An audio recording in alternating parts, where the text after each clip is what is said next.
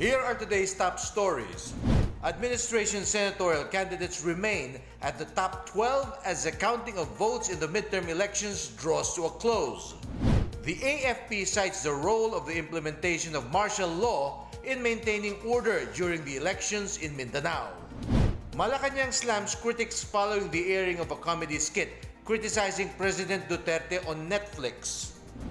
And the DILG urges candidates and local officials to lead the cleanup of campaign garbage in their areas.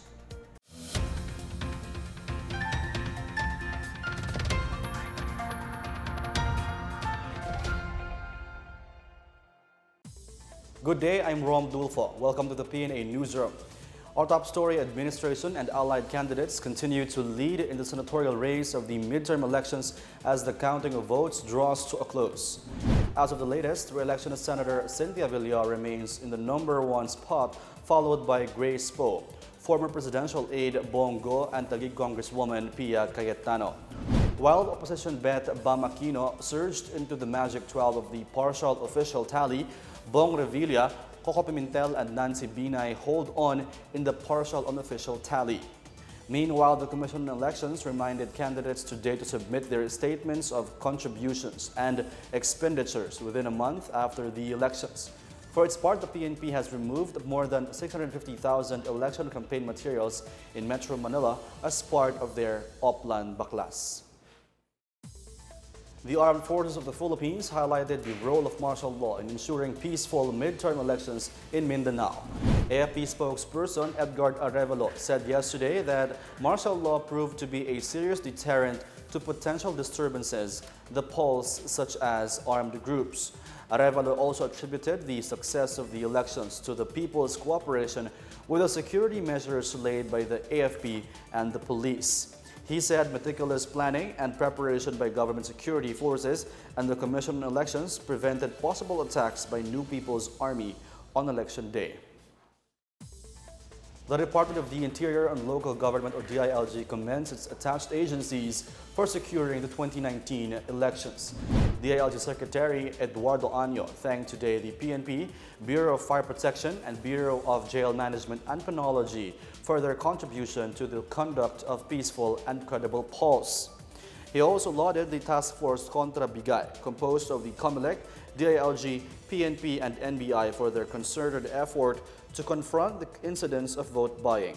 He said the DILG, through its local government academy, is ready to provide capacity development programs to prepare newly elected officials in effectively discharging their duties and responsibilities. The COMELEC plans to review its contract with the suppliers of the SD cards and marking pens due to the glitches that were recorded during Monday's midterm elections.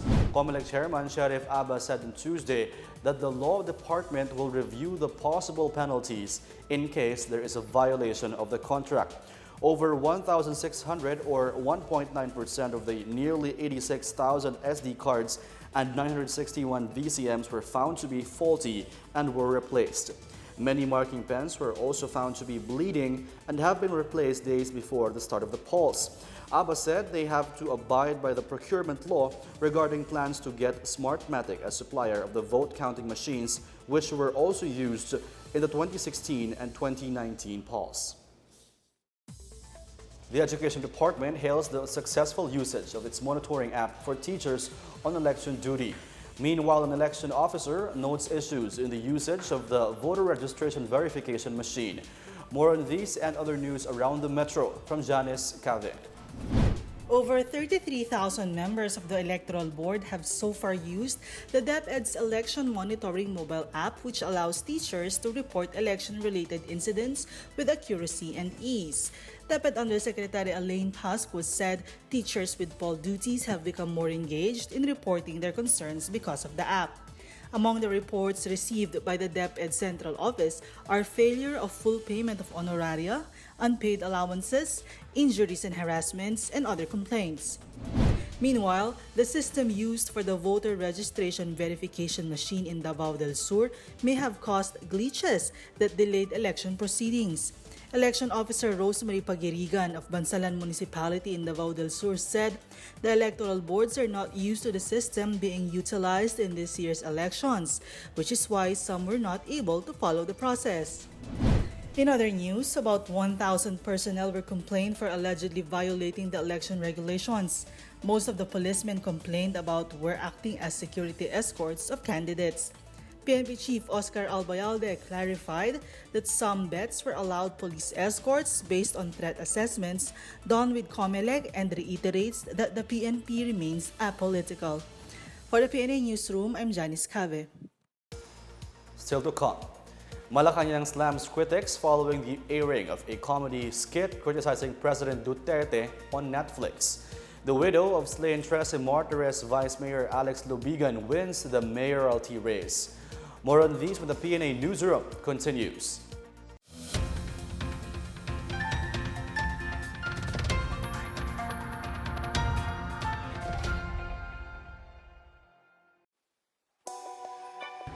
Oras po ngayon ay 4 na minuto bago mag-alas 6 ng umaga. Pwede na kami pumasok by 6 o'clock.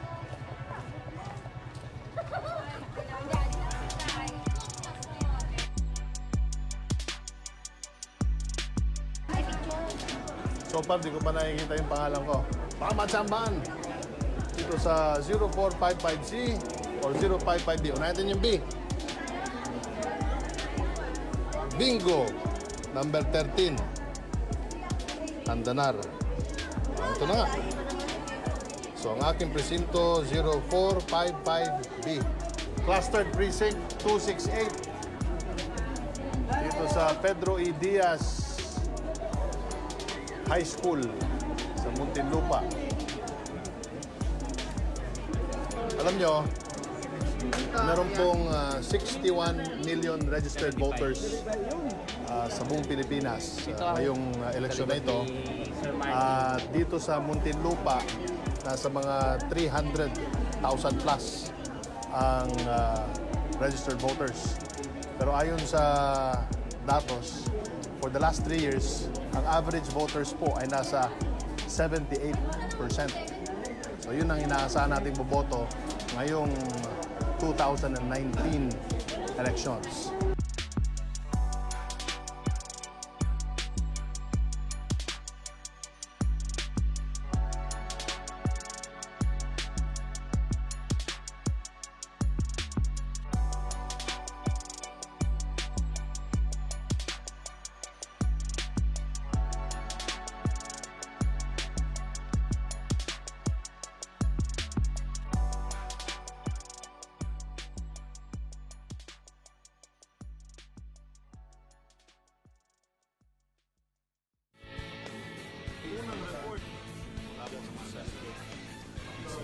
This is Secretary Martin Andanar, and you're watching.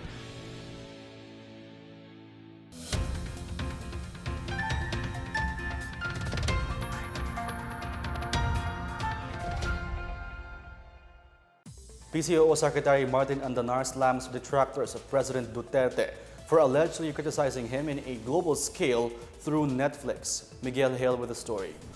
Presidential Communications Operations Office Secretary Martin Andanar on Tuesday night slammed Netflix's political satire show Patriot Act, hosted by American comedian Hasan Minhaj. In a statement, Andanar said they find it desperate that on the eve of the Philippine midterm elections, the detractors of President Duterte would use an American comedy show to demonize him and his government before the global audience. Andanar said Minhaj exaggerated the 27,000 drug war victim figures stated in the show, as there are only about 5,050 drug personalities who have died during anti-drug operations, most of which were done by vigilantes. He also cried foul for Minhaj implying that the arrests of Rappler Chief Executive Officer Maria Ressa and Senator Laila de Lima were solely due to their criticisms of Duterte, as both personalities have violated domestic laws, with Ms. Ressa committing tax evasion,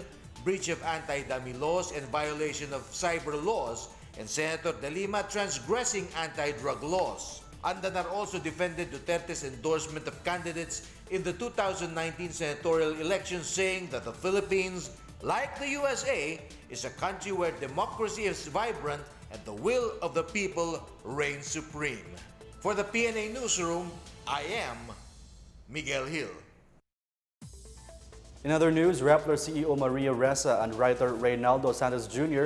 pleaded not guilty for cyber libel at the arraignment held at the Manila Regional Trial Court Tuesday.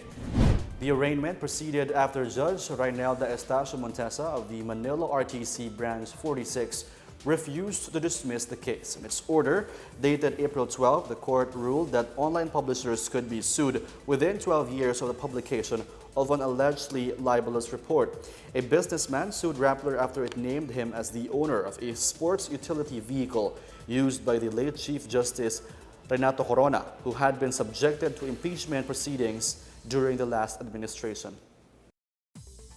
Meralco has agreed to relocate its power distribution facilities to pave the way for various railway projects being pursued by the Department of Transportation.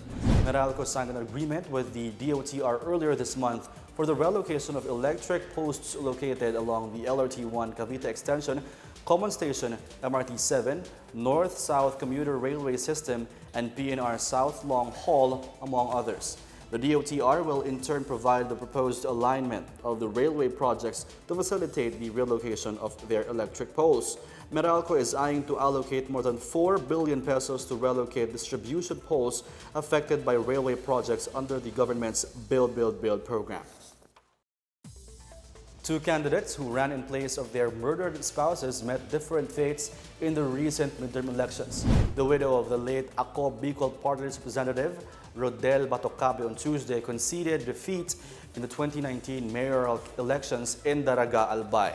Batocabe lagged behind acting Mayor Victor Perete, who is on top of the race in the partial and unofficial tally as of 1 p.m. Tuesday.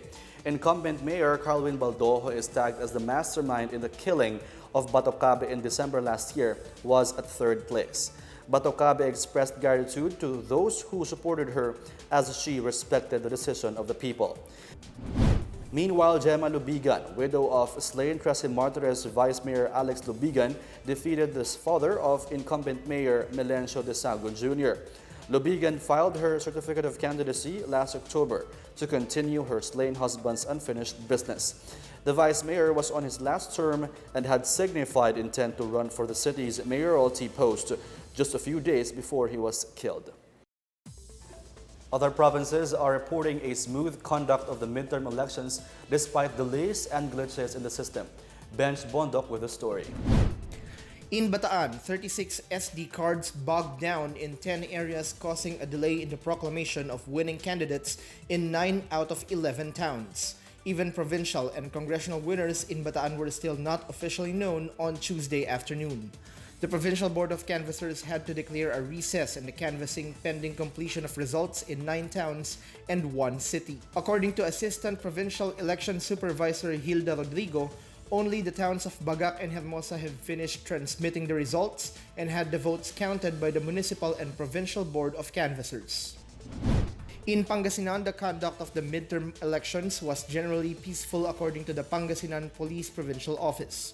Police Provincial Director Wilson Joseph Lopez said they are still on full alert while securing the return of vote counting machines, ballots, and voters' registration verification machines. Some of the VCMs in the province also malfunctioned, causing delay in the casting and transmitting of votes. In Bohol, Deputy Speaker and Gubernatorial Bet Arthur Yap urged the COMELEC to finish the counting in 8 clustered precincts. This after the poll body said there were defective SD cards needed for transmittal to the national level. Yap said any further delay will leave votes prone to cheating and manipulation. In Cotabato City, elections were more peaceful this year compared to previous polls, despite the explosions that rocked the City Hall last Sunday. COMELEC said no other major untoward incidents were reported apart from the malfunctioning of VCMs and voter registration verification machines. All teachers assigned to election duty also did not back out and no harassment occurred. For the PNA Newsroom, I'm Bench Bondo. Up next, the DILG urges candidates and local officials to lead the cleanup of campaign garbage in their areas. Several Filipino short films seek to grab the attention of critics at the prestigious Cannes Film Fest. The PNA Newsroom returns after these reminders.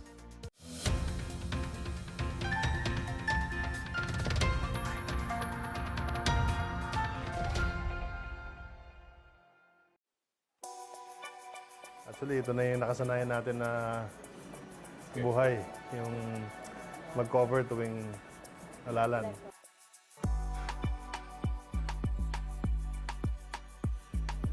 Alas 4 pa ng madaling araw, nagsimula yung coverage ng PTV para sa Hatol ng Bayan coverage. Kasama dito yung IBC, kasama yung PIA, PNA, at yung Radyo Pilipinas. So this is an integrated coverage, Hatol ng Bayan. Of course, nanguna po dito ang PTV at Radyo Pilipinas. So ito yung director's booth. Ngayon naman, papasukin natin ang studio ng Hatol ng Bayan 2019. Nandiyan si Angelique Clazo at si Aljo Bendijo. Ilang oras yung total natin? Sir, we started 5:30 a.m. Oh. You know? 5:30, so by 5:30, 12. Yeah. Hanggang Mga 30. easily mga 20 hours po yan. 20 hours broadcast. Very good.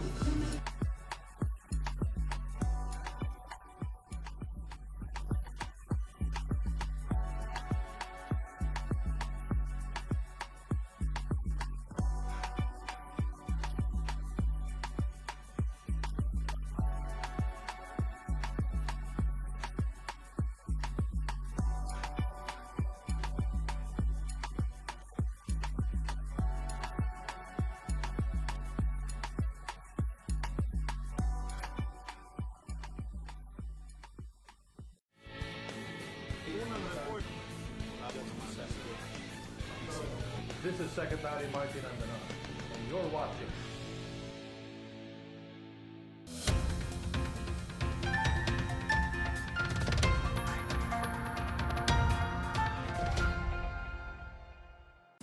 The Department of the Interior and Local Government on Tuesday called on local officials and candidates to clean up and remove their campaign materials.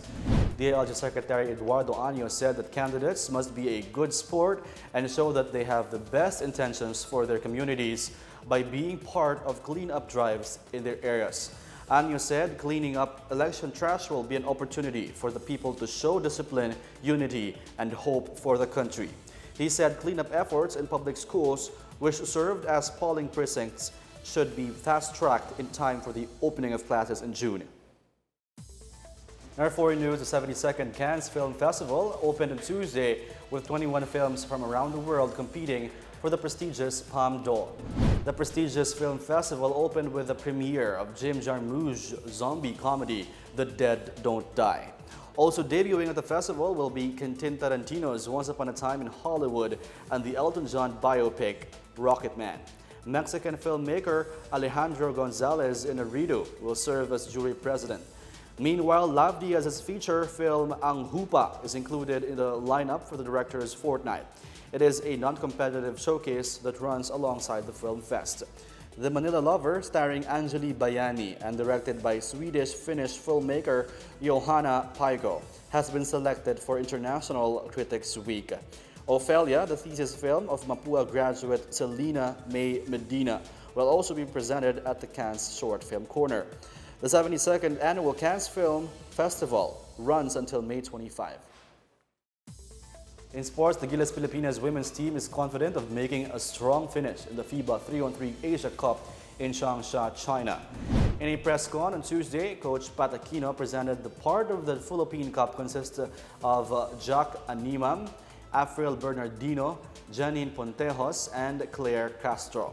The team will be pitted against lower-ranked Chinese Taipei, Samoa, and Vanuatu in the tourney to be held from May 23 to 26. Aquino, who holds the UAAP record in the women's division with 80 consecutive wins as a coach, described his team as currently the country's best in women's 3-on-3. He said the goal is to top the bracket and advance to the second phase. He is also looking forward to forming the best team for the 30th SEA Games in Manila in November. 12 students are representing the Philippines at the Intel International Science and Engineering Fair in the U.S. Janice Cave with the story. 12 aspiring scientists from different high schools nationwide were honored.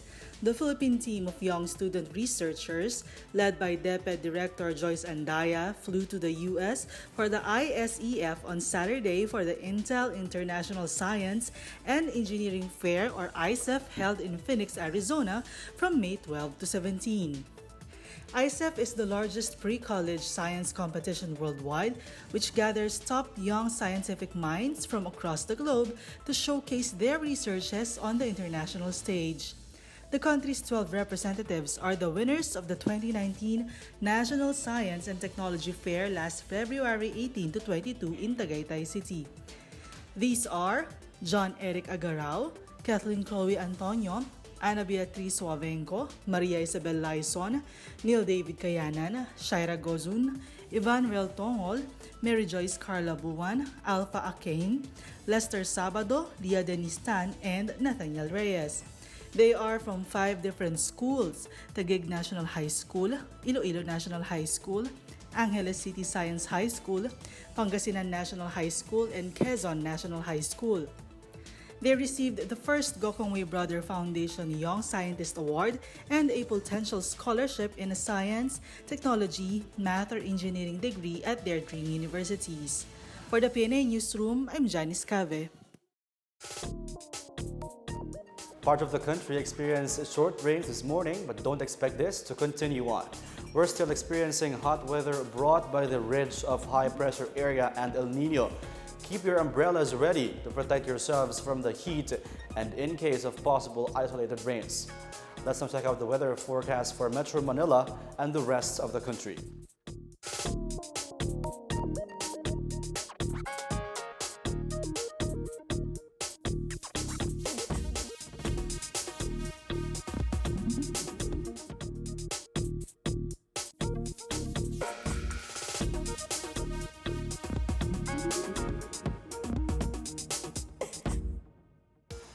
Here's another look at today's biggest stories.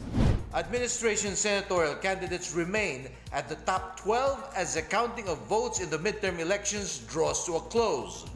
The AFP cites the role of the implementation of martial law in maintaining order during the elections in Mindanao. Malacanang slams critics following the airing of a comedy skit criticizing President Duterte on Netflix.